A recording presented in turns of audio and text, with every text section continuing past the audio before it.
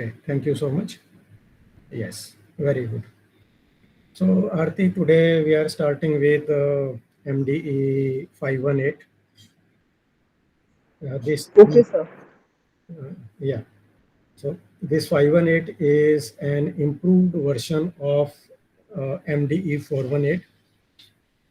तो Uh, जिससे मैं अभी कर रही हूँ ना ये ई कंटेंट में एमएडी का कोर्स का 418 हाँ ही दिया हुआ है, एजुकेशन कम्युनिकेशन टेक्नोलॉजी। हाँ हाँ, ये वही है एक्चुअली। जो इन्होंने जो प्रोग्राम सेम बनाया उसमें है। सब हाँ बोलो। 5 ब्लॉक्स आर देयर। हाँ, यस, देर आर 5 सब ब्लॉक्स। सेम है सारे। हाँ, वो कंटेंट सेम है, मीन्स जस्ट इन्होंने उसको रीनेम किया है। और उसके अंदर कुछ एडवांस्ड, क्योंकि सारा कोर्स लिखना बड़ी लंबी एक्सरसाइज होती है। इग्नू के अंदर वो एक्सपर्ट कमेटी बैठती है, फिर वो उनसे रिवाइज किया, तो it takes lot of time. तो अभी इन्होंने क्या किया है कि जो चीज़ें इजीली न्यू इंट्रोड्यूस हुई हैं उनको लेकर, बाकी रिटेनिंग जो चीज़ चेंज नहीं करनी, तो that has been upgraded as 518 from 418। Okay तो सर। जैसे अभी आपने पहचाना, इसके अंदर इस कोर्स में 5 ब्लॉक हैं। ब्लॉक नंबर 1 है कम्युनिकेशन टेक्नोलॉजी बेसिक्स, जिसके अंदर 5 यूनिट है। आज हम उसी से स्टार्ट करेंगे। और दूसरा है टेक्नोलॉजी प्रीमियर, जिसके अंदर रेडियो से लेकर टेलीविज़न, फिर satellite, e learning, mobile learning वगैरह, जो प्योर टेक्नोलॉजी किस तरीके से डिस्टेंस एजुकेशन में यूज़ की जाती है वो। फिर ब्लॉक 3 है कंटेंट कैसे क्रिएट करना चाहिए, पर्टिकुलरली जो डिस्टेंस एजुकेशन स्टूडेंट्स के लिए ज़्यादा रेलेवेंट है। तो उसके अंदर जैसे कम्युनिकेटिंग विद ग्राफिक्स, इलस्ट्रेशंस वगैरह वो आ जाएगा। ऑडियो कैसे क्रिएट किया जाता है, वीडियो कैसे बनाते हैं, मल्टीमीडिया कैसे होता है, और वेब बेस्ड एजुकेशन के लिए कंटेंट किस तरीके से क्रिएट किया जा सकता है वो। एक्चुअली ये वाला जो कोर्स है ये बड़ा इंटरेस्टिंग है, और मेरे ख्याल में ये आप लोगों के लिए आसान भी बहुत रहेगा, क्योंकि बहुत सारी चीज़ें इसमें ऐसी हैं जो आप ऑलरेडी यूज़ कर रहे हैं। मीन्स चाहे यस आप सर। किसी के साथ पर्सनल कम्युनिकेशन करते हो तो आप ईमेल भेजते हो, तो वो है, या फिर ऑफिस के अंदर भी इतनी सारी चीज़ें यूज़ होती हैं। ब्लॉक 4 है इंटरेक्टिव डिलीवरी मेथड्स। तो जो ब्लॉक 3 में जो कंटेंट क्रिएट किया गया उसको किस तरीके से फिर हम डिलीवर करेंगे, depending on means to our audience, किस तरीके से। तो वो भी बड़ा सिंपल सा है, मीन्स पता नहीं आपको कितनी देर लगेगी उसको कवर करने में। मेरे हिसाब से 1-2 घंटे में आप पूरे ब्लॉग को कवर कर सकते हो। जैसे उसके अंदर है ईमेल है, डिस्कशन ग्रुप क्या होते हैं, आरएसएस फीड क्या होता है, व्हाट इज़ वेब 2.0, आजकल तो वेब 3.0 का डिस्कशन कर रहे हैं, क्योंकि ब्लॉकचेन आ गया which is based on web 3, decentralised web बोलते हैं जिसको। बट एनीवे होप्स, उम्मीद है कि इग्नू बड़ी जल्दी इस यूनिट को अपडेट कर ले, बिकॉज वेब 2 भी बहुत पुराना हो गया अब। फिर वर्चुअल रियलिटी, वर्चुअल क्लासरूम्स, जैसे इस वक्त हम जो कम्युनिकेट कर रहे हैं, that is an example of A virtual classroom. इसके अंदर एक टॉपिक बड़ा इंटरेस्टिंग है, आरएलओ, रीयूजेबल लर्निंग ऑब्जेक्ट्स और लर्निंग मैनेजमेंट सिस्टम्स। और लास्ट ब्लॉक है इसके अंदर लर्निंग पोर्टफोलियो का, जहाँ पर आप अपना कैसे पोर्टफोलियो बना सकते हो, किस किस पर्पज़ के लिए पोर्टफोलियो यूज़ होता है, और बेनिफिट क्या है उसके। पर्टिकुलरली पोर्टफोलियो बहुत काम आता है, मीन्स जो लोग या तो नई कैरियर अपॉर्चुनिटीज़ को सर्च कर रहे होते हैं उनके लिए, या फिर कुछ जो पर्सन्स अपने स्किल्स को एग्जिबिट करना चाहते हैं, they may not be looking for a career change, but they would like to display means their own work. So this portfolio thing is very interesting and highly useful for So everyone. what is this unit 10 M learning? कौन सा? M learning, Oh, E this learning के is नीचे this is called as mobile a learning. वो short mobile में learning. उसको उन्होंने M learning लिख दी है। आई बेसिकली थॉट जैसे mail learning. That is mobile learning. Actually, this is a short form. Like we don't write electronic learning, but E stands here for electronic. हाँ तो e learning ज़्यादा popular है. E learning कहते ही लोग समझ जाते हैं what is, but the E stands for electronic and M stands for mobile है. तो yes एम लर्निंग उतना पॉपुलर नहीं हो पाया जितना मोबाइल लर्निंग बोलने में इमीडिएट लोग समझ जाते हैं. उसी तरीके से एक और है, हो सकता है इग्नू आगे अपने ब्लॉग को जब ये अपडेट करें तो उसको करें. Nowadays we are talking about U learning as well. okay sir इसको मैं टाइप कर देता हूँ यहाँ पे. That is called as U learning, and U stands here for UBQWOTOUS, UbiQuics. मालूम है इसको? आपको मतलब do you know the meaning of it? okay sir no UB no UB sorry sir no I don't know करो, Google search करो.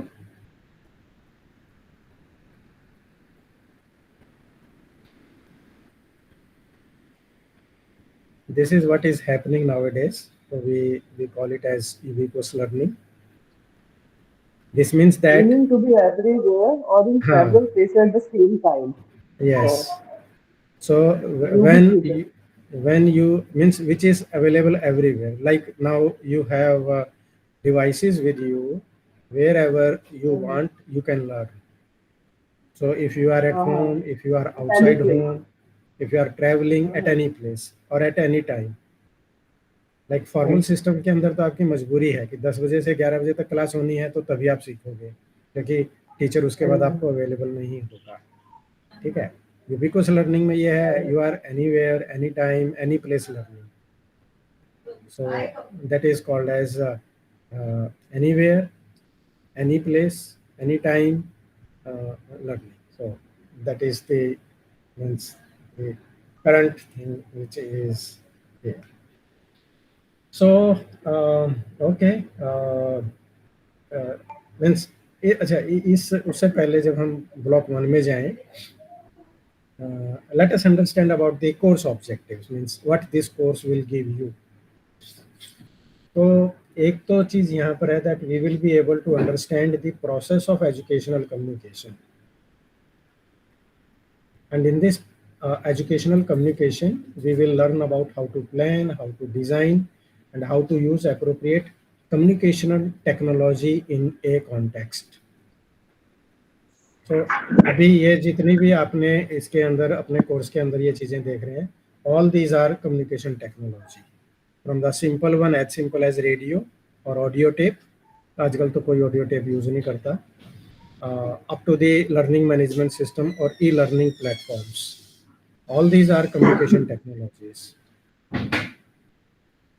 फिर दूसरा इसका कोर्स का ऑब्जेक्टिव है that you will be able to identify a range of educational communication technologies and their strength and weaknesses. Means what are the advantage of using particular, suppose you want to go for mobile learning. So what is the advantage of that? What is the delimitation, challenge of that? Then another objective is that you will be able to create digital content and deliver them through these information technologies. So you need to know how to create a content and how to deliver that. Then you will be able to Content. explain. Bolo. The content of chapters and all these, right? Digital content. Okay, आपने अच्छा किया ये question यही पूछ लिया. Content can B of various types, और आप इसको लिख लीजिए. It can B text based content, audio, video, then multimedia, which is a combination of audio, video, animations. फिर content can B simulation, Okay, sir. और आजकल तो वर्चुअल वर्ल्ड आ गए, मेटावर्स का नाम आपने सुना होगा. Metaverse. Okay. everybody is talking about metaverse nowadays. तो that is the nature of content. आप सिंपली MS वर्ड में डॉक्यूमेंट क्रिएट करते हो, कोई ईमेल लिखते हो, that is text based content, है ना।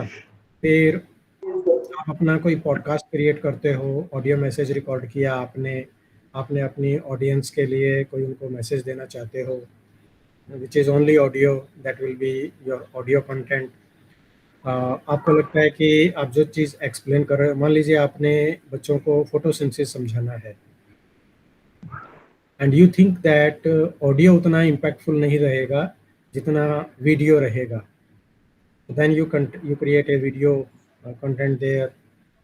बट फिर आपको ये लगेगा कि फोटोसिंथेसिस तो एक ऐसी, आप जानते हो फोटोसिंथेसिस क्या होता है?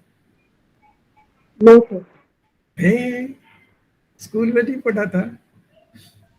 photosynthesis, हाँ, yeah, it is the process of making food by plants yes, the most simple, using four of the things, chlorophyll, carbon yes dioxide, yes, oxygen and हाँ sunlight. बिल्कुल बिल्कुल बिल्कुल बिल्कुल, परफेक्ट आंसर। तो अब आप ये सोचो कि यदि हमें फोटोसिंथेसिस के ऊपर बच्चों के लिए कुछ मटेरियल डेवलप करना है, तो जब हम बात करते हैं कि कैसे सनलाइट जब लीफ के ऊपर पड़ती है तो उसके अंदर जो ग्रीन पिगमेंट है जिसको हम क्लोरोफिल बोलते हैं, how does it absorbs that sunlight, and then with using that sunlight it converts the starch or whatever carbohydrates are in there, converts it into oxygen for us, and then proteins and other things for the plant itself.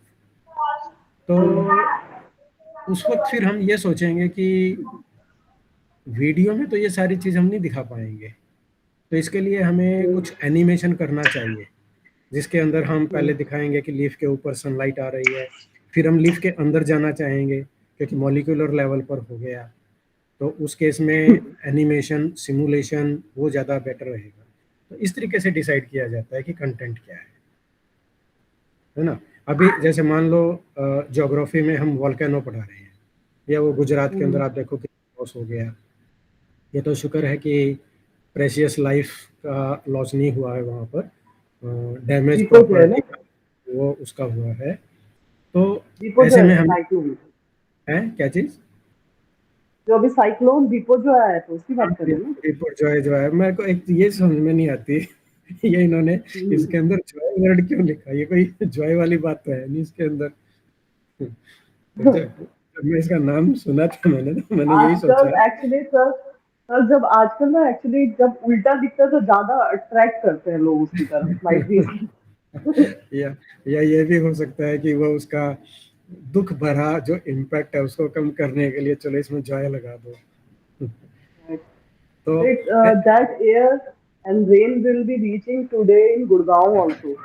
अच्छा, तो सुबह से आज effect दिख रहा है, पूरे clouds and all are there. ओहो, अच्छा। तो धीरे धीरे उसने आना था ना ऐसे घूम के, वो गुजरात क्रॉस करते करते, अब उसकी स्पीड इतनी तेज थी तो ब्रेक लगने में टाइम लगेगा उसको। यस, तो अब मान लो हम इसी टॉपिक को हमने करना है, तो ऐसे टॉपिक के लिए तो video is a good medium, because we can record what is happening, how the clouds are.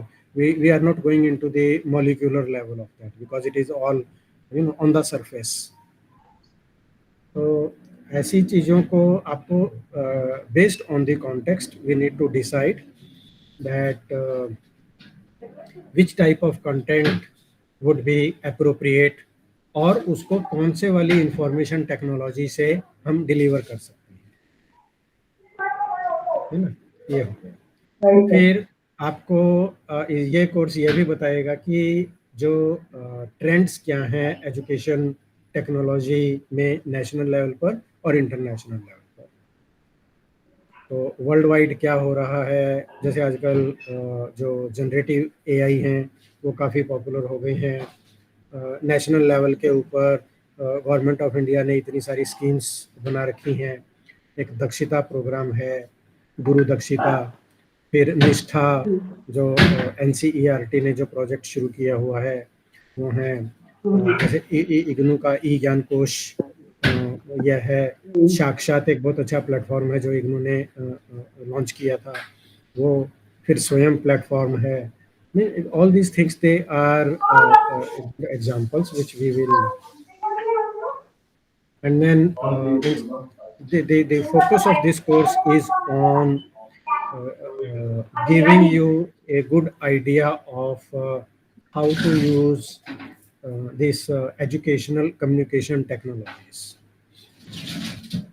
ठीक है, तो ये हमारा वो हो गया। अब हम आज लेते हैं ब्लॉक 1 को, और ब्लॉक 1 में जैसे आपने ब्लॉक खोल रखा होगा तो उसमें 5 यूनिट हैं।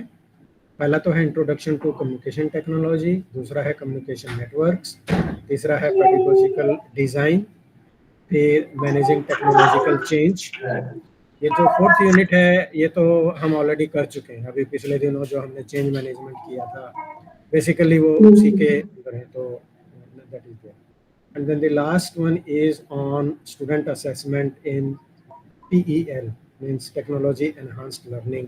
तो particularly जब ऑनलाइन मीडियम में हम जा रहे हैं तो वो स्टूडेंट असेसमेंट को किस तरीके से किया जा सकता है। तो सबसे पहले let us see that what is the concept of communication.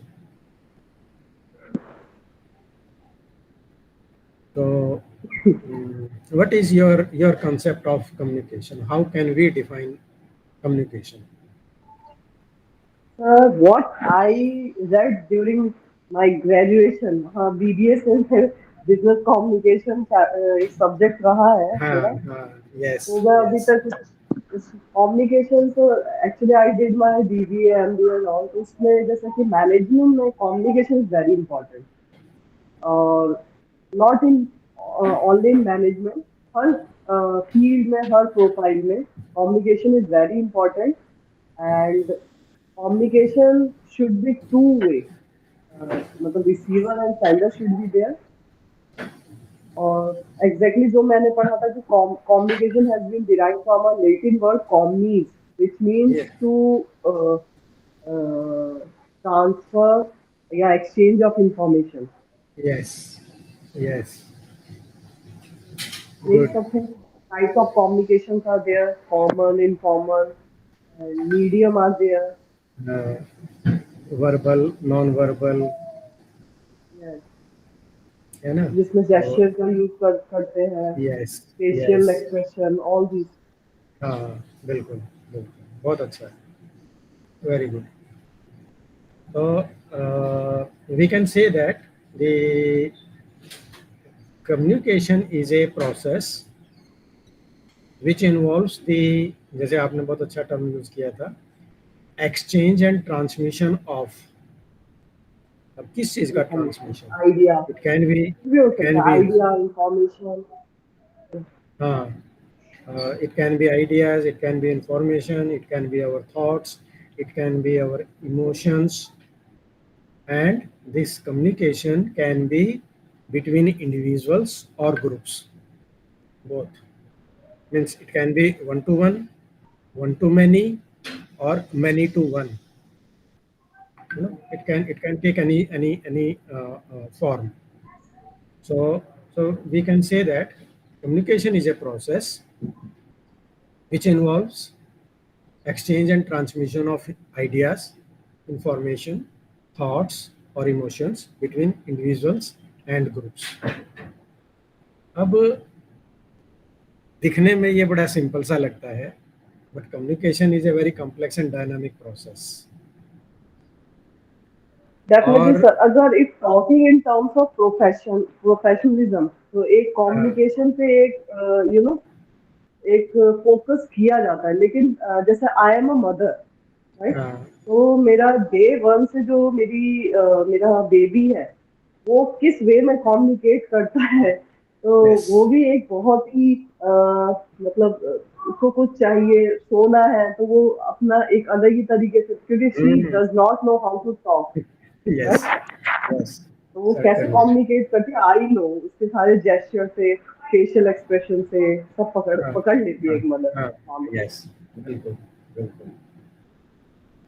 अलग अलग सर्कमस्टांसेस में we can note it, means even if the Yes. person is not related to us. So for example, if we are going in metro and वो आपने देखा होगा reserved seat को लेकर खासकर ज्यादा होता है कि यदि कोई उस पे मीन्स जैसे सीनियर सिटीजन सीट वाली पे कई बार ये कॉलेज के या स्टूडेंट्स स्कूल के बच्चे आकर बैठ जाते हैं,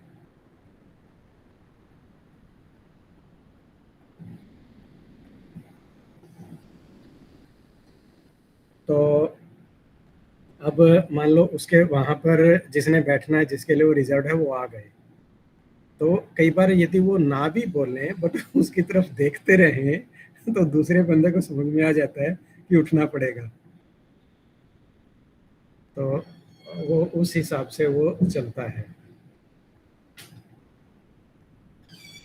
तो अब इसमें एक इसकी एक मीन्स प्रोसेस है। इस केस में जैसे आपने बताया, हाँ, ये कम्युनिकेशन तो नहीं था, it was a general understanding also, क्योंकि पता है कि द पर्सन विल मतलब कम्युनिकेट नहीं कर रहा है, लेकिन यहाँ पे अंडरस्टैंडिंग है कि यहाँ पे, हाँ, तो यस, कम्युनिकेशन का एक अल्टीमेट आउटकम यही होता है कि the person should get understand what the sender is wants to communicate to the receiver. Means यदि आप सामने आके खड़े हो जाओ और उसकी तरफ देखो then it is a communication.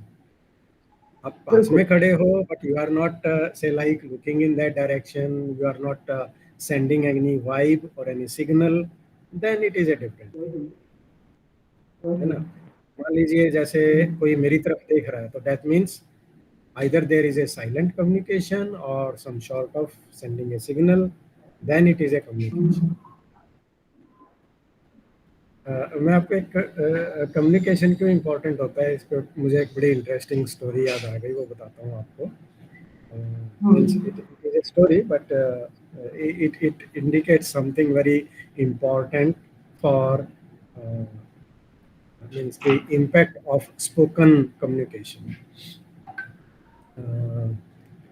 शुरू शुरू में जब भगवान ने इंसान बनाए तो उनको जबान नहीं दी थी, हम्म, हम्म, तो और तो इंसान जो है वो एक दूसरे से इशारों में बात करते थे, और हम्म, तो हम पृथ्वी लोक पर थे, स्वर्ग में देवता लोग थे, देवताओं की ऐश थी, बड़े मौज कर रहे थे वो। तो पृथ्वी लोक वासियों को ये लगा कि यार इनके तो बड़े मजे हैं और हम यहाँ पे दिन रात मेहनत कर रहे हैं फिर भी हमारा गुजारा चल रहा है, तो लेट अस गो टू स्वर्ग। जाएं कैसे, तक उड़ तो सकते नहीं, तो उन्होंने, और ये आई थिंक बाइबल में भी आती है ये कहीं पर ये स्टोरी, तो उन्होंने एक वो स्टेयर केस बनाना शुरू कर दिया, स्वर्ग तक सीढ़ी सीढ़ी चलानी शुरू कर दी। जानते हो हिंदू माइथोलॉजी में जैसे हमारे नारद मुनि होते हैं, तो मैंने जाके देवताओं को बोला कि जी वो इंसानों ने सीढ़ी बनानी शुरू कर दी है, तो कहते हैं ना कहाँ पहुँच पाएंगे, स्वर्ग तक पॉसिबल ही नहीं आ रहा, तो इसलिए चिंता ना करो। अब उधर जो है वो इंसान जो है वो अपना साइलेंटली लगे हुए हैं और सीढ़ी धीरे धीरे ऊपर ऊपर ऊपर ऊपर होती जा रही है।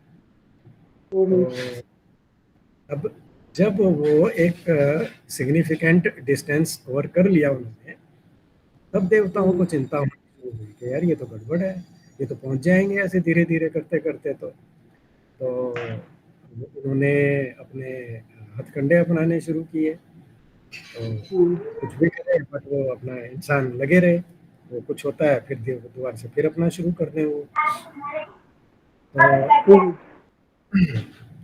बड़ी परेशानी हुई उन लोगों को कि भाई क्या करें, तो रुक ही नहीं रहे हैं, हम जितना भी जो कुछ करें ये फिर स्टार्ट कर देते हैं, तोड़ते हैं तो फिर स्टार्ट हो जाता है इनका इनका काम, कुछ करना परमानेंट इलाज कुछ करना पड़ेगा इनका। तो अब ये याद नहीं आ रहा वो सजेशन किसका था, बट एक देवता ने सजेशन दिया कि ऐसा करते हैं इंसानों को वाणी दे देते हैं।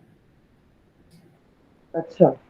तो बस उन्होंने कहा ठीक है, तो जैसे ही इंसानों को बोलने की पावर आ गई, तो जो ऊपर काम कर रहा था उसने नीचे वालों को डांटा, अरे जल्दी से ईंट फेंकना ऊपर, तो नीचे वाले ने बोला फेंक तो रहा हूँ, गुस्सा क्यों कर रहा है। ये लड़ाइयाँ आपस में शुरू हो गई और वो हमारी सिटी में का वही रह गई, आज तक पूरी नहीं हो पाई। So miscommunication. that shows the और आप ये देखो, ये इनफैक्ट इन्हें महाभारत भी तो एक छोटे से डायलॉग क्यों जैसे ही तो हुआ था ना, ना द्रौपदी ने दुर्योधन को वो टॉन्ट मारा होता कि अंधे का बेटा। पुत्र। हाँ, अंधे का पुत्र। तो इसलिए ये जो कम्युनिकेशन है it is very complex process. तो ये तो आई टू बिलीव कि कम्युनिकेशन एक वर्ड से पूरा वर्ल्ड वॉर हो सकता है।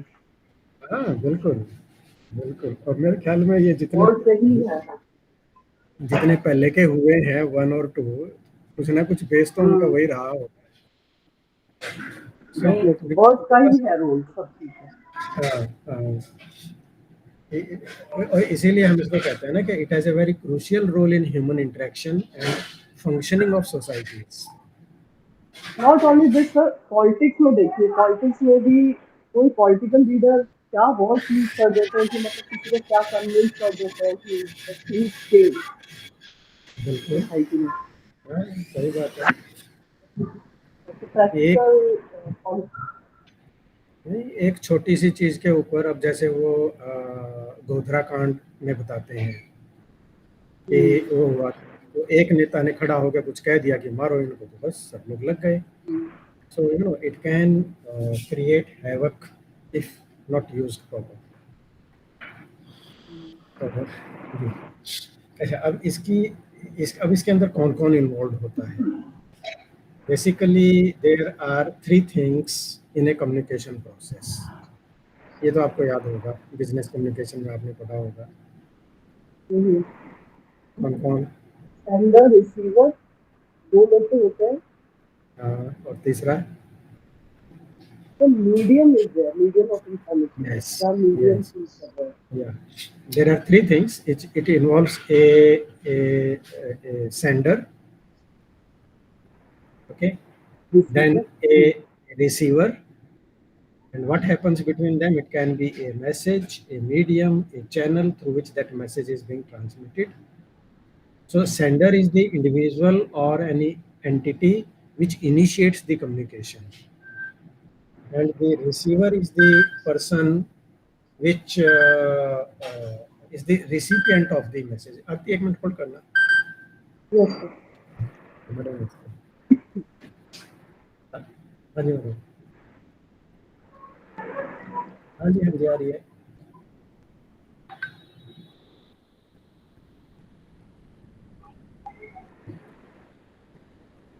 ठीक है, अच्छा जी,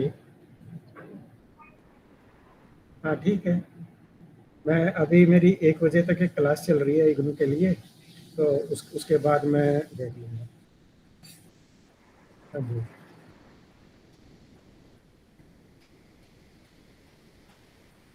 तो मैं ऐसे करता हूँ, दोपहर को देख लेता हूँ, फिर इवनिंग में आप कोई टाइम बता दीजिए, उस वक्त हम ज्वाइन कर लेंगे। तो ठीक है, जरूर। हाँ जी, नमस्ते।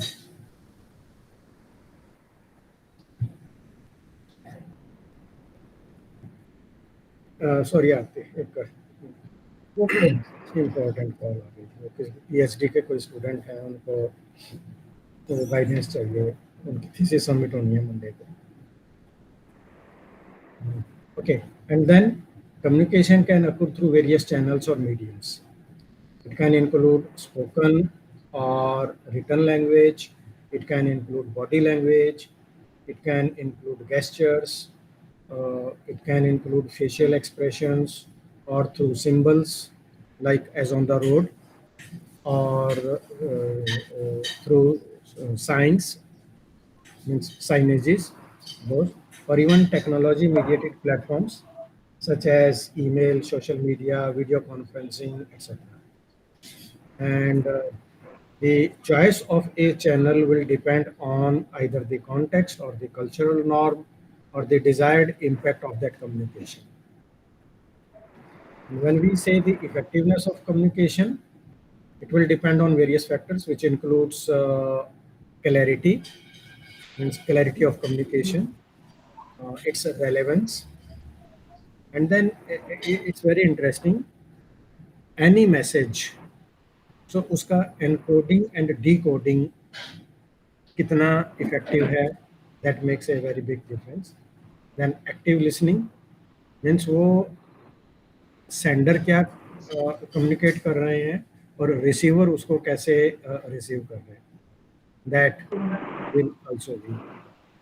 अभी आप लोग आपने एक इंटरनेट के ऊपर एक वो देखा होगा, कई कई सारी इमेजेस हैं। एक बड़ी इंटरेस्टिंग इमेज है कि दो जने खड़े हैं आमने सामने और उनके बीच में जमीन पर आप एक तरफ से देखोगे तो 6 लिखा हुआ है, दूसरी तरफ से देखोगे तो 9 लिखा हुआ है। एक पर्सन बोलता है कि इट इज 6, दूसरा कहता है it is 9। So it is all about perception. क्या perceive करते हैं हम। Yes, yes. So similarly, there is active listening, and then feedback, and the ability to understand, and the perspective of the receiver. Means किस वे में बोला गया, किस वे में रिसीव किया। कई बार वो आप देखो ना, कुछ लोग ह्यूमरस वे में कोई एक जोक कम्युनिकेट करना चाहते हैं, but then the receiver can feel offended from there because it may be a sort of like if it is a gender biased something or in various contexts that we can. And then it can also include non-verbal cues such as tone of voice, body language, facial expression, which can significantly influence the interpretation of the message.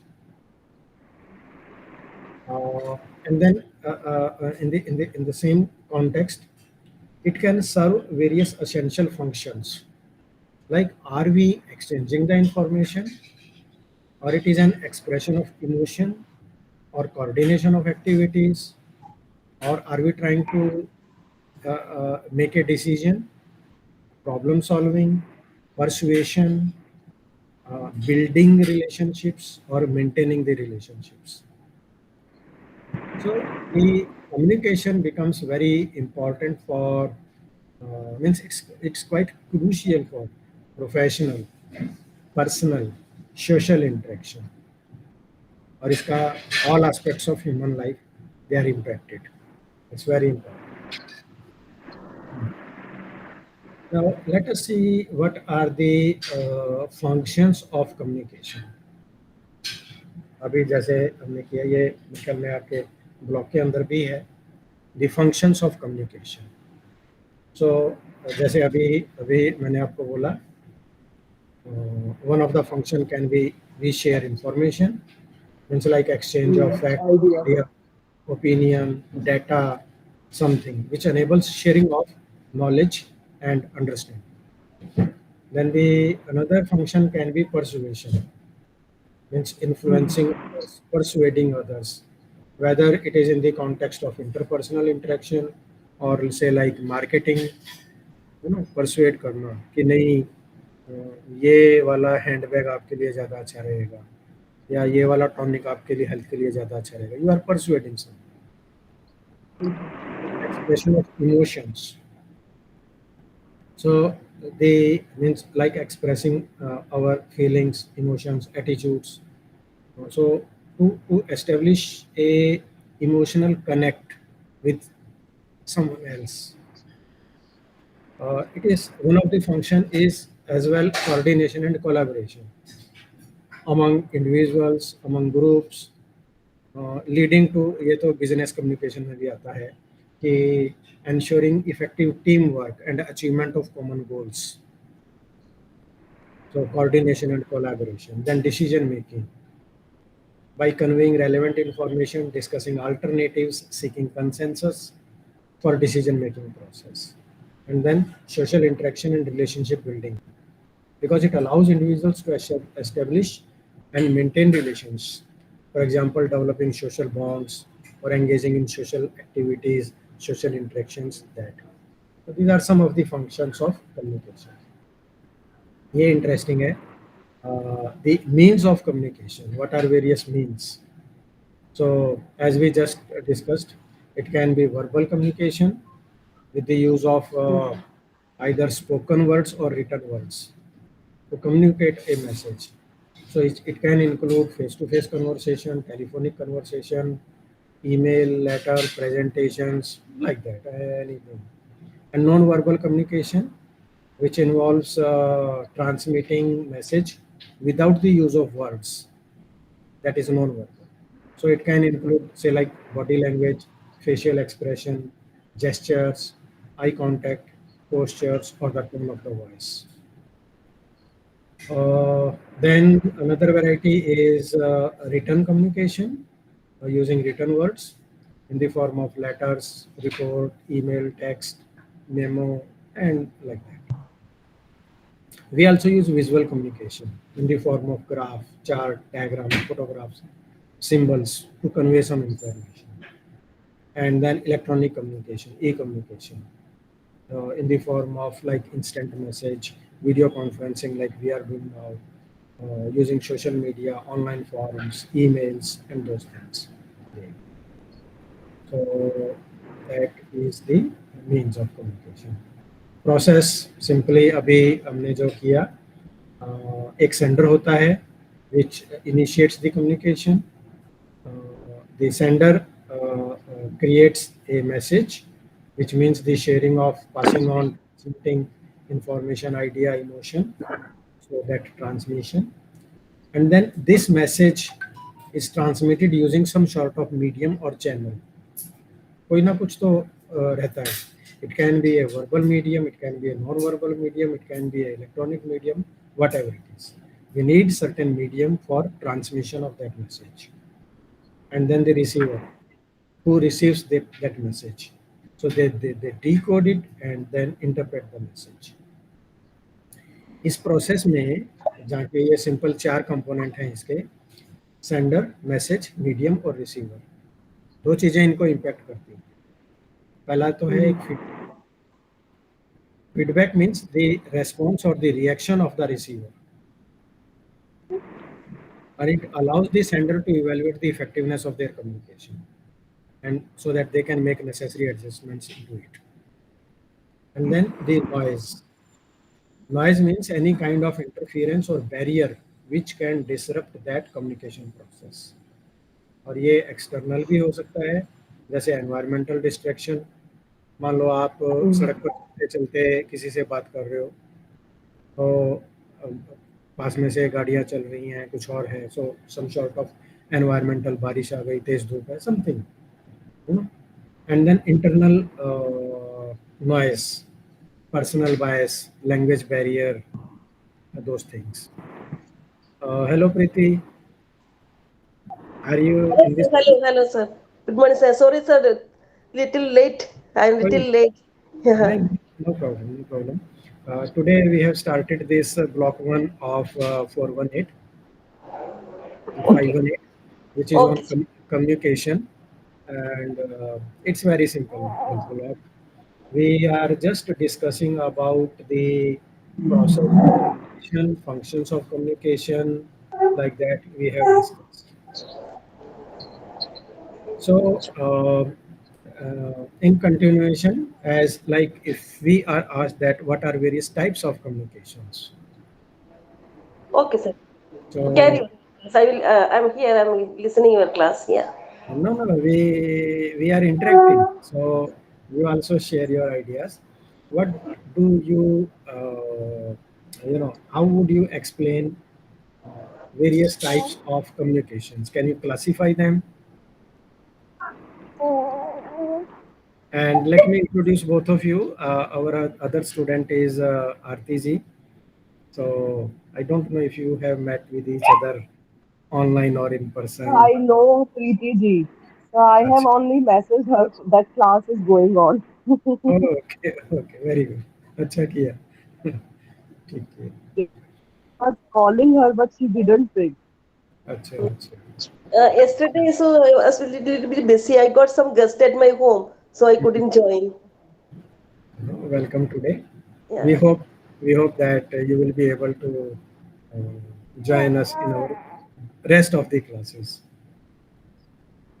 So now the next heading is types of communication. Hmm.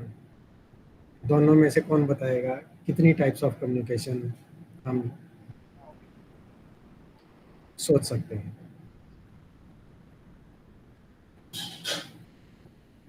Types of communication. Okay, अभी अभी हमने discuss So किए थे many. कुछ types.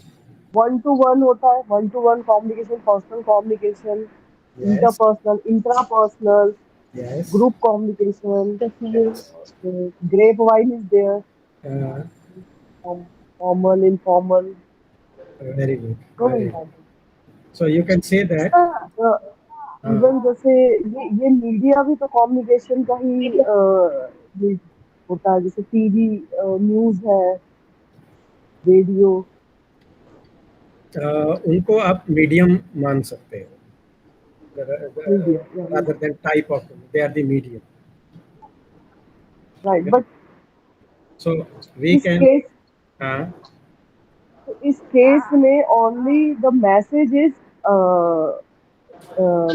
वो deliver होता है, लेकिन ये नहीं होता ना, रिसीवर एंड सेंडर का एक एग्जैक्ट इसमें, जैसे कम्युनिकेशन में रिलेशन होता है कि मतलब not relation, process of communication में three of them should be there, sender,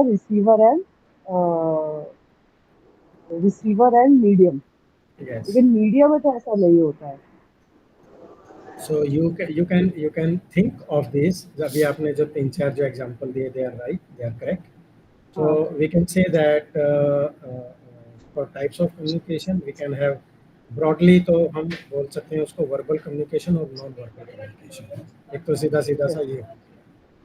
फिर how it occurs, उसके अंदर interpersonal, which occurs between individuals, such as telephonic call or face-to-face conversation, and then intrapersonal. Intrapersonal means like involving self-talk, reflection, internal dialogue. आप सोच रहे हो कुछ ऐसे करके. Then आपने बोला था एक group communication within the group for team settings, involving multiple individuals which interact and share information. फिर एक टाइप होती है इसकी फॉर्मल कम्युनिकेशन, जो कि rules, hierarchical structures, policy formulations किसी भी ऑर्गेनाइजेशन के अंदर formal communication. And grep wine. हाँ, एंड ग्रेप वाइन. जैसे गवर्नमेंट के अंदर एक उसको बोलते हैं ना डीओ लेटर, बाई नेम नहीं जाता वो, तो वो उसके अंदर होता है. You address it to as like director something something वो करके. फिर एक informal communication which is like spontaneous, casual, without any formal protocol or structure, those kind of things. They go with that. Then let us try to understand the barriers to communication. What, according to both of you, what are the common barriers to communication? It could be noise pollution, first of all. Okay.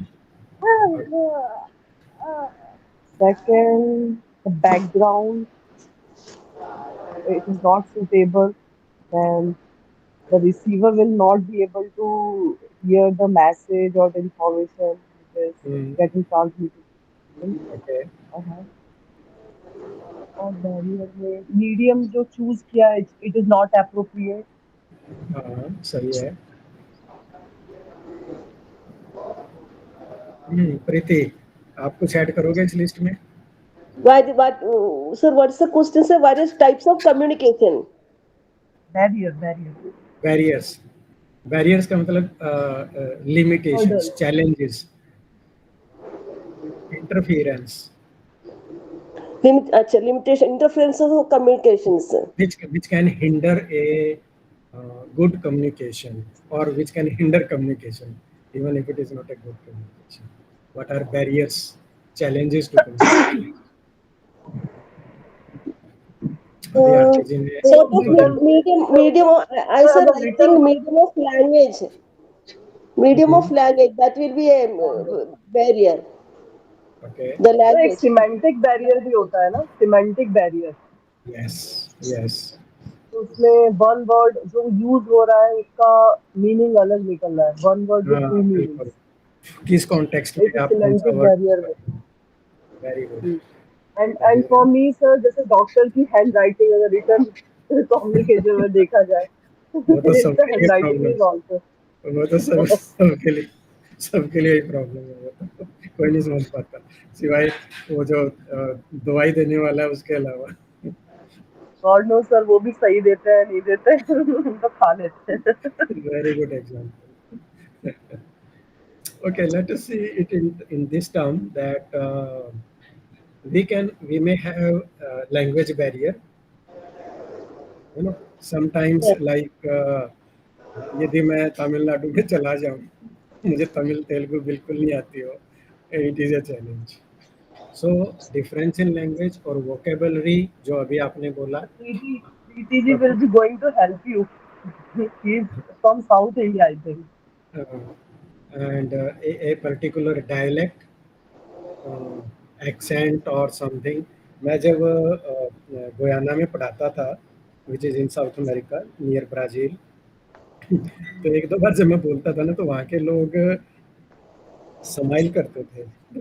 शुरू में तो मुझे समझ में नहीं, बाद में मैंने सोचा ये जब मैं कुछ एक पर्टिकुलर वर्ड बोलता हूँ तो ये स्माइल क्यों करते हैं।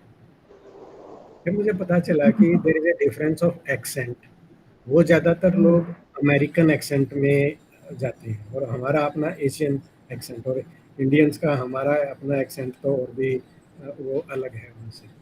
तो वो चीज़ एक लैंग्वेज बैरियर बन जाती है। फिर आपने जो Sir, कहा, हाँ बोलो। lack of confidence, is it a barrier? Can I say that?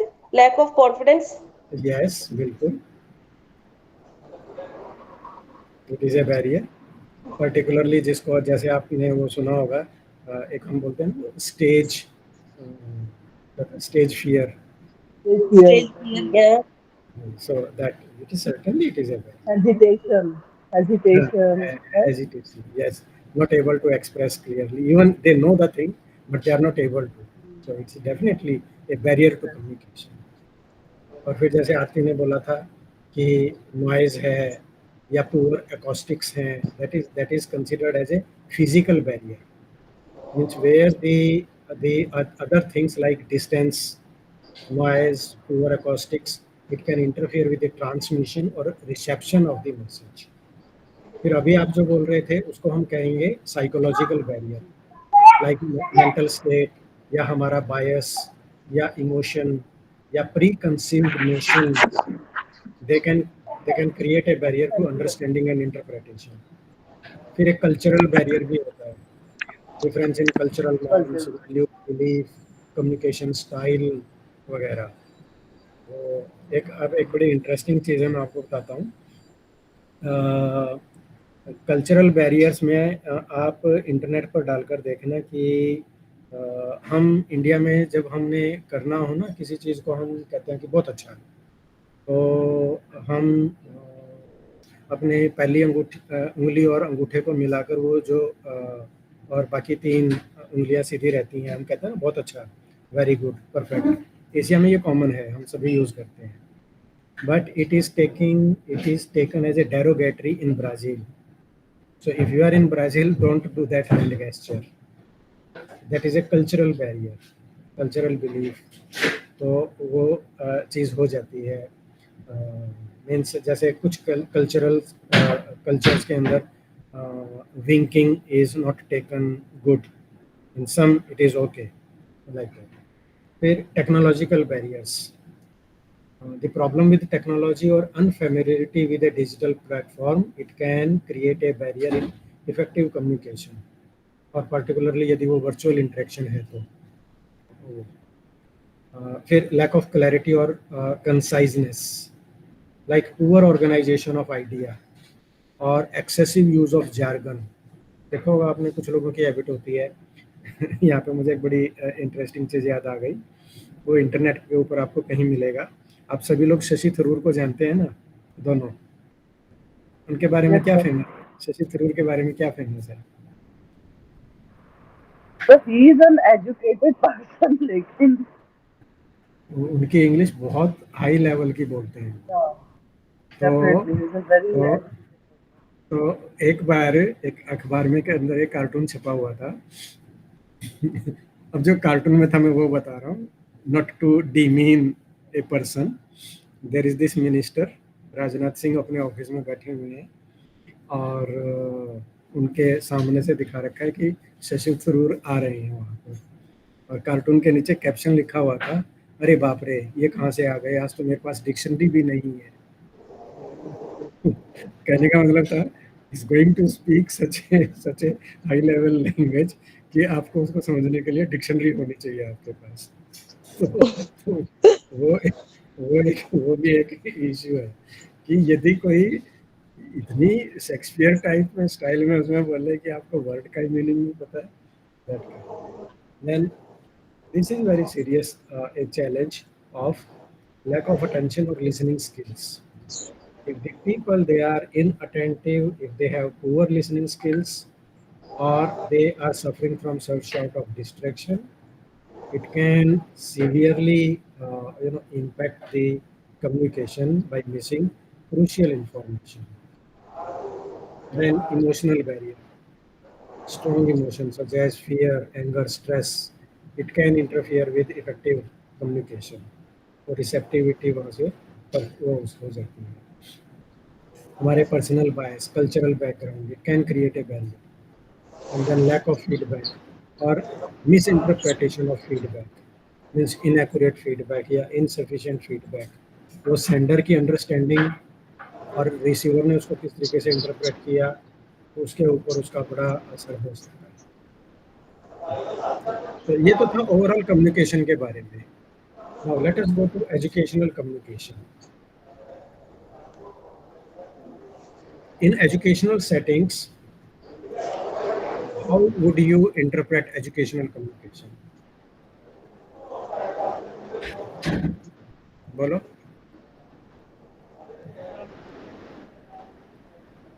Speaking, listen. Okay. Education communication includes speaking, listening. In educational settings. Yeah. So you can say that educational communication is a process of transmitting and exchanging information or knowledge or idea within an educational settings. It means that it can be in the form of various forms of communication, which can be formal and informal, which occurs between educators. And when we say educator, it means either the teachers or instructors or trainers, and learners. Learners can be either like as a student or a trainee or something. The goal here is to facilitate learning or understanding or knowledge acquisition. That is called as educational communication. So you can define it as the process of either transmitting or exchanging information, knowledge or idea within an educational settings. And it involves formal and informal communication between educators and the learners with the goal to facilitate learning. Either it is learning or understanding or knowledge acquisition. That is there in the it has various purposes. One of the purpose is to explain or instruct. Means we give instructions. When we are presenting some concept, we are explaining some concept, we are presenting some instructional content, or we are providing guidance or direction to the learners. That is like nowadays अपने अखबारों में पढ़ा होगा वो admission process start हो गई है, और CUET जो कॉमन यूनिवर्सिटी एंट्रेंस टेस्ट शुरू हुआ है, उसमें बहुत लोगों को उसके बारे में नहीं पता। तो एजुकेशनल कम्युनिकेशन क्या है कि लोगों को गाइड करना कि किस तरीके से आप CUET में अपीयर होंगे, कैसे आप कहाँ पर आप अप्लाई करेंगे, किस तरीके से वो आपका जो मार्क्स हैं उसके बेस पर मीन्स गाइडेंस देना। delivering lectures, conducting discussions, demonstrations, uh, like or providing written instructions. That is there. Another purpose is here to for feedback and assessment regarding either the progress or performance or understanding of the subject matter. So the teachers or the educators, they use different forms of feedback, which can be verbal feedback, written comments, assessment. आपके अभी मुझे उस course का नाम याद नहीं है शायद आपके अपने इसी प्रोग्राम के अंदर एक जगह पर आया होगा, और जब आप अपनी असाइनमेंट सबमिट करते हैं तो उसके अंदर होता है comments. There are 9 type of educational comments in distance education.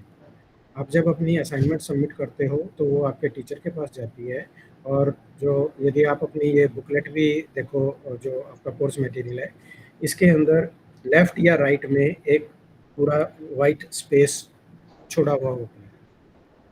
आप देखो वो है लिखने के लिए. आप यहाँ पे अपनी ऑब्जर्वेशंस, अपने मेंशंस कर सकते हो. उसी तरीके से जब आप अपनी असाइनमेंट सबमिट करते हो तो स्टूडेंट को भी बोला जाता है कि आप अपनी असाइनमेंट इस तरीके से लिखो कि उसके अंदर मार्जिनल कमेंट्स टीचर वहाँ पर लिख सके. तो मार्जिनल कमेंट्स का मतलब है कि प्रॉपर फीडबैक वहाँ पर देना है टीचर ने आपने जो आंसर लिखा है उसके बारे में. So it can be a null comment. Null comment means it is not positive, not negative. Then a hollow comment. Hollow comment, if simply teacher writes means tick mark there, it is a hollow comment. It doesn't indicate anything.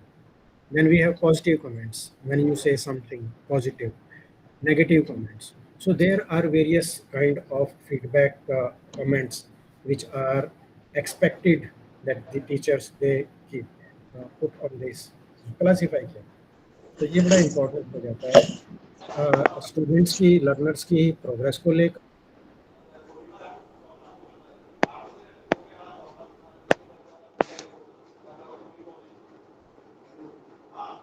Discussion या collaboration facilitate करने के लिए, which is done either using discussions or group work or peer-to-peer interaction. वहाँ किया जाता है. The another purpose is for motivation and engagement. और जो एजुकेशन के अंदर हम जब बोलते हैं, to create a positive and sportive learning environment, so that the students they are motivated, they are engaged, to inspire their curiosity, to stimulate their interest, and intrinsic motivation for learning. Basically motivation तीन तरह का होता है. Intrinsic, which is internal, extrinsic, which is external there, and a combination of them. So these things they are for educational communication. अब इसी के अंदर आपके ब्लॉक 1 में एक और वो टॉपिक है which is very important, that the significance of using ICT for people with disabilities. Means how can we or why the ICT, information and communication technology, used for people with disabilities. तो ICT का इसमें क्या use होता है? एक तो ये उनको अनेबल करता है access to information like internet. They use for educational materials, news, entertainment, participate in online communities. Then social inclusion, they bridge the gap between individuals with disability and wider community. So like text-based communication, video call, social media platform, they enable people with disabilities to connect, communicate and participate in social interactions. तो वहाँ पर फिर एक term उसको बहुत हम commonly use करते हैं इस फील्ड के लिए. They are called as assistive technology. Have you heard about this word assistive? ASSISTIVE, assistive technology. मालूम है आप दोनों को? No, sir. ओके आरती.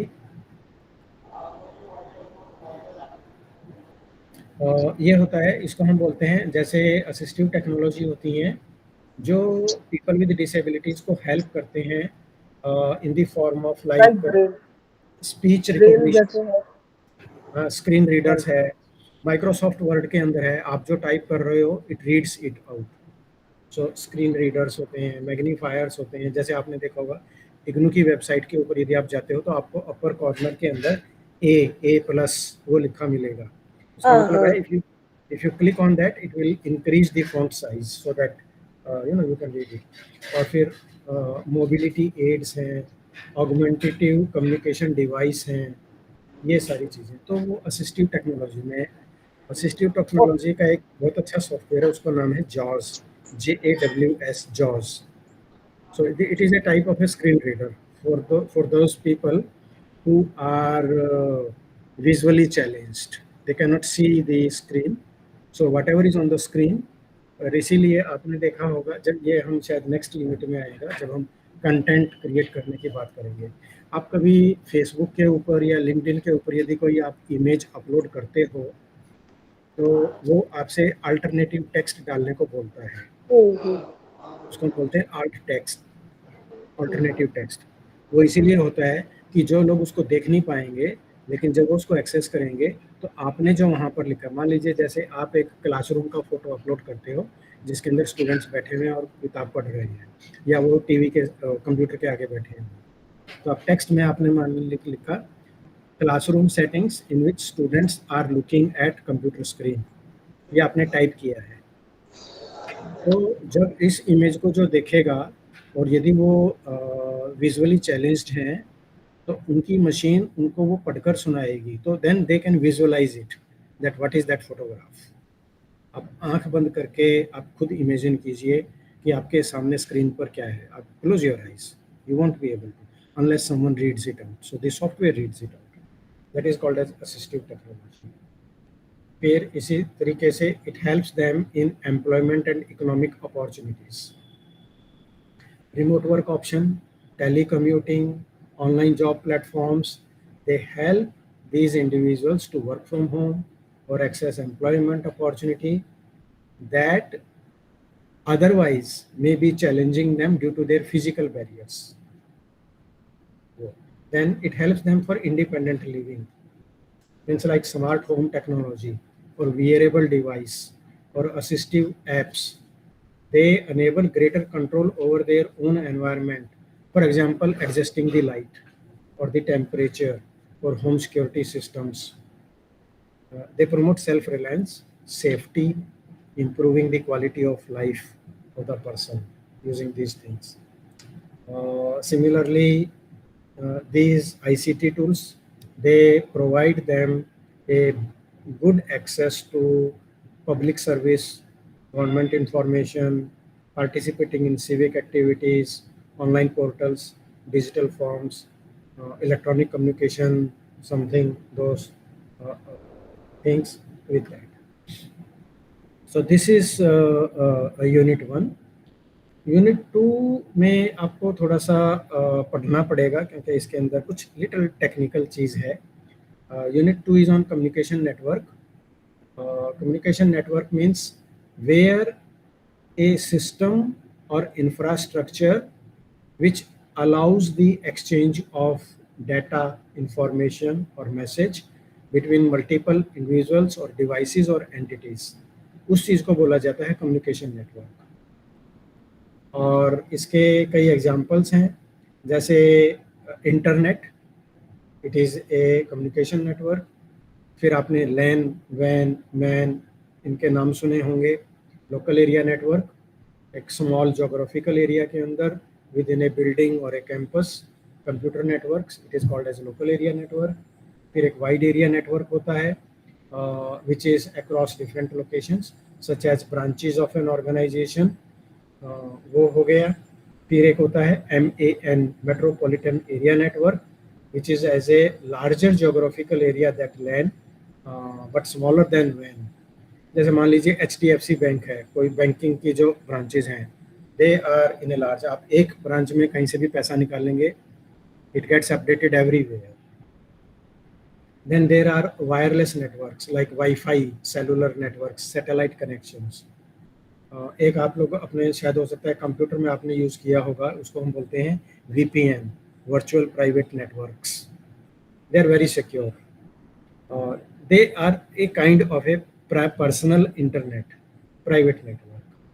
वो और फिर सोशल नेटवर्क्स, आपका सोशल मीडिया जैसे Facebook, Twitter, LinkedIn, they are online platforms which connect individuals and allows them to share information.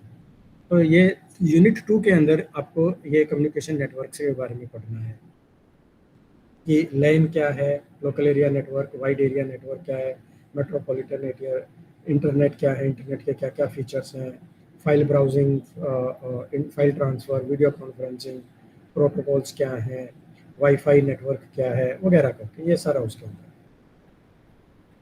Unit 3 है pedagogical design for communication technology. तो इसके अंदर एक तो पेडागोजी वर्ड है और एक डिज़ाइन वर्ड है। डिज़ाइन होता है द प्रोसेस ऑफ क्रिएटिंग और शेपिंग ए प्लान और a blueprint for the development of either a product or a system or an experience. That is design. You want to create something, you are planning something, so you design it. एक prototype बनाते हैं, paper के ऊपर आप design करते हो, computer के help से आप डिज़ाइन करते हो समथिंग। एजुकेशन में जब हम डिज़ाइन कहते हैं तो इट में involve like systematic planning of learning experience in the form of learning objectives, content, instructional strategy, assessment method, learning environment वगैरह करके वो सारा चीज़ किया जाता है उसमें। दूसरा वर्ड है यहाँ पर पेडागोजी। पेडागोजी होता है theory and practice of teaching and instruction, that is pedagogy. The teaching method, teaching approach, teaching strategy which is used by an educator with the purpose to facilitate either the learning of the students, contributing to their overall growth, is called as pedagogy. Pedagogy के अलग-अलग forms हैं which emphasizes on active engagement, critical thinking, collaboration, inquiry based, beyond rote memorization. That is into it. Or pedagogy is not limited to formal classroom settings. It extends to non-formal, informal learning environments like online learning or experiential learning or blended learning. So यहाँ पर learner की autonomy, उसका motivation, उसका role of a teacher बहुत important हो जाता है। तो इसी यूनिट के अंदर आप करोगे pedagogical design as a creative process, यानी इसकी कुछ इसके कुछ एस्पेक्ट्स हैं पेडागोजिकल डिज़ाइन के कि how you can use it as a creative process. तो उसमें सबसे पहले हम करते हैं जो इग्नू के अंदर भी जैसे किया जाता है, understanding your learner. The first thing you need to know who your learners are, what are their needs, what are their interests, what are their backgrounds, what are their learning styles and like that. So that is the first thing. और इसको करने के लिए research की जाती है, सर्वे करते हैं हम, इंटरव्यू करते हैं, ऑब्जर्वेशंस किए जाती है, वो कोई ना कोई मेथड हम लोग। तो ये तो है सबसे पहला। फिर उसके बाद हम लर्निंग गोल्स को डिफाइन करते हैं। जैसे आपकी जो बुक है उसके अंदर 3 तरह के लर्निंग ऑब्जेक्टिव्स मिलेंगे आपको, यूनिट लर्निंग आउटकम्स यूनिट का, फिर कोर्स लर्निंग आउटकम्स जिस कोर्स के वो यूनिट हैं, और प्रोग्राम। तो एक प्रोग्राम के अंदर अलग अलग ब्लॉक हैं, मॉड्यूल्स हैं, कोर्स हैं और एक पर्टिकुलर यूनिट यानी पर्टिकुलर चैप्टर वो होगा, तो वो सारा डिफाइन किया जाता है।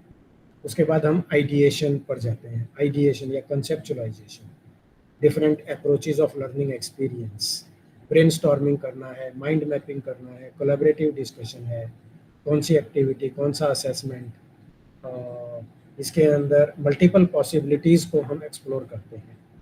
ये जो ट्रेडिशनल टीचिंग मेथड्स हैं उसके अलावा और क्या क्या उसमें वो किया जा सकता है। फिर हम प्रोटोटाइप बनाते हैं नेक्स्ट स्टेज के अंदर। प्रोटोटाइप के अंदर रफ ड्राफ्ट लर्निंग मटेरियल का, एक्टिविटी का, असेसमेंट का वो किया जाता है। उसके बाद उसके अंदर टेक्नोलॉजी इंटीग्रेट करते हैं, और कौन सी टेक्नोलॉजी अच्छी रहेगी किस किस्म की। और टेक्नोलॉजी का मतलब केवल टेक्नोलॉजी टूल ही नहीं, including assessment exercises, self check exercises, ये भी एक पार्ट हो जाता है टेक्नोलॉजी का, जो लर्निंग गोल्स के अकॉर्डिंगली अलाइंड होना चाहिए। ये करने के बाद फिर हम फीडबैक और कोलैबोरेशन पर फोकस करते हैं। Student, teacher, subject matter expert, instructional designers, all किस तरीके से कोलैबोरेटिवली उसको फिर अकम्प्लिश करेंगे। और लास्ट स्टेप होता है इस प्रोसेस के अंदर, इवैल्यूएशन और रिफ्लेक्शन। जो सारा बनाया गया उसको किस तरीके से आप with the help of, means just to see the effectiveness of learning experience and reflect on the strength and weaknesses for the further improvement.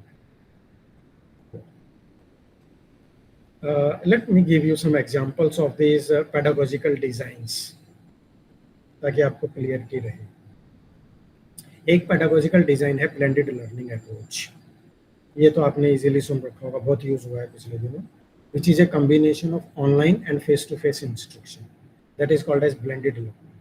So traditional classroom activity और digital learning activity को जब हम combine करते हैं तो वो blended learning approach होती है। दूसरा है online discussion, जैसे अभी हम कर रहे हैं जो online discussion, collaborative using synchronous और asynchronous online discussion। अभी इस वक्त we are using synchronous mode। asynchronous होता है व्हाट्सएप पर में आप मैसेज भेज रहे हो, ईमेल कर रहे हो, तो वो एसिंक्रोनस होगा। फिर एक होता है flipped classroom approach. Flipped classroom होता है ट्रेडिशनल क्लासरूम मॉडल को इन्वर्ट कर दो आप। ट्रेडिशनल क्लासरूम में क्या होता है, 10 बजे से 11 बजे तक टीचर क्लास में आएंगे, स्टूडेंट्स को पढ़ाएंगे, फिर होमवर्क देंगे, स्टूडेंट्स को बोलेंगे कि जब आप घर पर जाओगे तो ये होमवर्क करना है और अगले दिन आपने क्लास में दिखाना है। That is traditional. Flipped classroom में उल्टा होता है, जब बच्चे स्कूल में हैं तो उनको वहाँ पर वो काम करेंगे जो एक्टिविटी थी उसके ऊपर, घर में होंगे तो वो पढ़ाई करेंगे। तो उनको बोला जाता है, जैसे हम नेक्स्ट टाइम पर हम ब्लॉक 2 करेंगे तो मैं आपको कहूँगा कि आप जब आप इस क्लास के बाद आप ब्लॉक 2 पढ़ना, और जब हम क्लास में ज्वाइन करेंगे तब फिर आप हम उसमें क्वेश्चन आंसर्स को लेकर डिस्कस करेंगे। That is flipping, inverting the traditional instructional method. ये आपने बिजनेस में भी पढ़े होंगे, project based learning, inquiry based learning, वो गेमिफिकेशन जिसके अंदर गेम एलिमेंट्स इंक्लूड हम करते हैं, adaptive learning approaches with the help of intelligent tutoring system और personalised feedback systems, they are called as adaptive learning platforms. फिर ऑगमेंटेड रियलिटी, वर्चुअल रियलिटी, पिछली class में मैंने और आरती जी ने डिस्कस किया था कि कैसे आजकल जो एप्स आ गए हैं, टूल्स आ गए हैं, with the help of that virtual reality experiences को किया जाता है। फिर मोबाइल लर्निंग, ये भी एक पेडागोजिकल अप्रोच है। Learning any time anywhere, this is called as there. तो mobile based assessment, just in time learning. और फिर एक बहुत अच्छा एग्जांपल है social learning networks, social media, collaborative online forums, उनको आप यूज़ करके जब आप लर्निंग इन एक्टिविटी में इन्वॉल्व होते हो तो उसको बोला जाता है सोशल लर्निंग नेटवर्क्स। ये तो इन चीज़ों को आपको इस यूनिट में पढ़ना है। अब इनके एडवांटेज क्या हैं और चैलेंजेस क्या हैं। जैसे पहला आप ले लो ब्लेंडेड लर्निंग, इसके advantage, it allows U A flexibility in terms of time, location, place, वो है। पर्सनलाइजेशन को ये फ़ायदा करता है आपको। इंडिविजुअलाइज्ड कंटेंट हम क्रिएट कर सकते हैं, अडेप्टिव असेसमेंट होती है, टारगेटेड फीडबैक हम दे सकते हैं। उसी तरीके से कोलैबोरेशन, ब्लेंडेड लर्निंग के अंदर students they can collaborate with each other. लेकिन इसके कुछ डिसएडवांटेज हैं। सबसे पहला तो यही है, टेक्नोलॉजी बेस्ड है ये, तो यदि स्टूडेंट्स को कुछ टेक्नोलॉजिकल चैलेंज है तो वो एक प्रॉब्लम आ जाएगी। फिर बैलेंस करना ये एक चैलेंज है, फेस टू फेस कंटेंट को और ऑनलाइन कंपोनेंट को कैसे बैलेंस किया जा सकता है, उनका बेटर एक इफेक्टिव इंटीग्रेशन होना चाहिए। ऑनलाइन डिस्कशंस या कोलैबोरेशंस के एडवांटेज, इट इज़ एसिंक्रोनस, तो आप अपने टाइम पर, अपनी पेस पर, अपनी स्पीड पर आप उसको एक्सेस करते हो। लेकिन इसका एक डिसएडवांटेज है ऑनलाइन कम्युनिकेशन का, कि जैसे इस वक्त आपको हो सकता है फील हो कभी कभी कि there is a lack of non verbal cues, तो इमोशन, इंटेंशन, नुआंसेस एक्यूरेटली वो कम्युनिकेट नहीं हो पाते।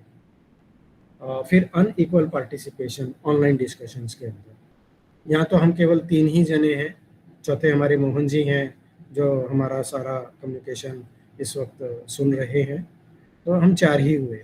मान लो 100 स्टूडेंट हों हमारी क्लास में, तो आपने ये देखोगे कि कुछ स्टूडेंट ज़्यादा एक्टिव हैं, कुछ कम एक्टिव हैं, तो वो थोड़ा सा फ़र्क पड़ता है यहाँ पर उसके अंदर। फ्लिप्ड क्लासरूम के अंदर एडवांटेज उसका ये है कि घर पे जब आप उसको ज़्यादा पढ़ते हैं तो उसमें एक्टिव लर्निंग इन्वॉल्व होती है। एफिशिएंट यूज़ ऑफ क्लासरूम आप यूज़ कर सकते हैं क्लासरूम टाइम का, क्योंकि वहाँ पर आप डाउट क्लैरिफिकेशन में आप ज़्यादा टाइम रहते हो, बजाय इसके सिलेबस पूरा करना है, क्योंकि सिलेबस तो घर पर कर रहे हैं बच्चे। ये बहुत अच्छा है उसका फ्लिप्ड क्लासरूम का। लेकिन इसके अंदर एक चैलेंज ये हो जाता है कि टेक्नोलॉजी डिपेंडेंट है और लर्निंग स्किल्स स्टूडेंट्स के बड़े इंपॉर्टेंट हैं यहाँ पर। So if they have week learning skills, ये एक चैलेंज हो जाएगा इसमें। प्रोजेक्ट बेस्ड लर्निंग आपने नाम सुना होगा, तो उसके अंदर स्टूडेंट्स रियल वर्ल्ड कॉन्टेक्स्ट को लेकर काम करते हैं, तो it develops authentic learning experiences, it develops critical thinking, it develops problem solving skills. Project based learning में बहुत एडवांटेज है इसके। चैलेंज यहाँ पर एक टाइम मैनेजमेंट का है, it is a very time consuming process, और इसको करिकुलम के साथ अलाइन करना एक चैलेंज है, वो रह जाता है। So this is there. After that we come to the fourth unit, which is managing technological change. और उसके अंदर हमने पिछला जो ब्लॉक थे उसमें हमने किया था कि चेंज ड्राइवर्स क्या होते हैं, चेंज मैनेजमेंट क्या है, वो सारा किया था। यहाँ पर हम करेंगे कॉपीराइट को और इंटेलेक्चुअल प्रॉपर्टी को डिस्कस कि with the help of that. तो कॉपीराइट लॉज के बारे में डिजिटल लर्निंग एनवायरनमेंट्स के अंदर, क्योंकि इंटरनेट पर से आप कुछ भी एक्सेस करते हो, दैट में लेड टू प्लेजरिज्म, तो हमें बहुत ज़रूरी है उसका ऑनलाइन मीडियम के अंदर कि कहीं से भी ऐसे ही इधर से उधर से कंटेंट नहीं लेना चाहिए, it can lead to copyright infringement. So students को नॉलेज होना चाहिए कॉपीराइट प्रिंसिपल्स का, फेयर यूज़ पॉलिसी का, क्रिएटिव कॉमन लाइसेंसेस क्या होते हैं, रेस्पॉन्सिबल डिजिटल सिटीजनशिप क्या होती है, वो उसका नॉलेज बहुत ज़रूरी है। उसी तरीके से we should be aware of copyright policies and guidelines, we should be aware of licenses, permissions, किस चीज़ को हम कहाँ पर यूज़ करेंगे, who is the create means how the original content can be created, the proper citation कैसे देना है, एट्रीब्यूशन कैसे करना है। We should be aware of DRM, इसको बोलते हैं डिजिटल राइट मैनेजमेंट, मीन्स कि कैसे प्रोटेक्ट करना है आपने, एक्सेस कैसे करेंगे, यूज़ कैसे करेंगे और डिस्ट्रीब्यूशन कैसे करेंगे डिजिटल कंटेंट को। लाइब्रेरियंस, लीगल एक्सपर्ट्स के साथ कोलैबोरेट करना, ओपन एजुकेशनल रिसोर्सेज को प्रोमोट करना, ये सारे का सारा इस वाली फोर्थ यूनिट के अंदर ये आप चीज़ को पढ़ते हैं। So that is there. The last unit is on student assessment and evaluation of technology. तो यहाँ पर दो चीज़ें हैं कि एक तो स्टूडेंट का असेसमेंट किया गया with the help of technological tools like online assessment, और फिर है असेसमेंट इवेल्युएशन ऑफ टेक्नोलॉजी, जैसे इस वक्त हम गूगल मीट से यूज़ कर रहे हैं, तो आप अपने टीचिंग लर्निंग सेटिंग्स के अंदर आप कोई टेक्नोलॉजी यूज़ करते हो, जो भी आप पढ़ाने के लिए यूज़ कर रहे हैं, आप PPT यूज़ कर रहे हो, ऑनलाइन टूल कोई आप यूज़ कर रहे हो, तो वो कितना इफ़ेक्टिव है, उसको कैसे आप यूज़ किया, वो इस यूनिट के अंदर कवर किया गया है। So this is block 1 on basics of communication technology. It covers everything about it. आगे आने वाली जो यूनिट है उसके अंदर हम इंडिविजुअल चीज़ों को लेंगे, जैसे रेडियो क्या है, सैटेलाइट क्या है, ई लर्निंग क्या है, मोबाइल लर्निंग क्या है वगैरह का। तो ये था ब्लॉक 1। तो आरती और प्रीति, यदि आपके कुछ इसमें क्वेश्चंस हों तो बताओ, और फिर हम नेक्स्ट टाइम पर हम टेक्नोलॉजी प्रीमियर जो ब्लॉक 2 है उसको लेंगे। तो आप लोग उसको रीड कर सकते हो, बहुत सिंपल है। मीन्स ये वाला ब्लॉग, ये वाला कोर्स तो आपका means already I know that you all know what is radio, what is television, what is computers, how to use mobile phone, etc. So super easy. Yes. So if there are no questions, then we can wind up. 1 बज गया, थक गए हो गए आप लोग भी. Sure, sir. Thank you so Okay, much. sir. Okay, yeah. Okay, thank you so much, sir. We'll see you tomorrow. Next class will be next Saturday, right? Not tomorrow, Preeti. It will be on 24th Saturday. Saturday. Okay, okay, okay, sir. We'll be there, sir. Yes, yes. It will be great that if you both That time can. we'll go through the text and all. We'll come with more doubts and all. Yes, that will be great Yeah. because it